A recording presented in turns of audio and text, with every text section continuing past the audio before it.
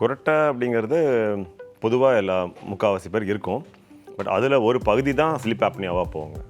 So அதில் வந்து தூங்கும்போது மூச்சு அடைச்சிட்டு அதனால் ஆக்சிஜன் குறைபாடு ஏற்பட்டால் அது பேர் ஸ்லீப் ஆப்னியா.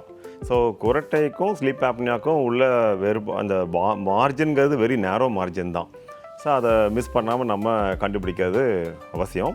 ஸோ அதனால் இப்போ அவேர்னஸ் நிறையா க்ரியேட் ஆகிறதுனால குரட்டை இருந்து அதில் மூச்சனை எந்திரிக்கிறாங்க இல்லையா, அதே மாதிரி டே டைமில் அதை தூங்கி உட்காரும்போது டிவி பார்க்கும்போதோ இல்லை டிரைவிங் அப்போது அப்படியே தூங்குவாங்க.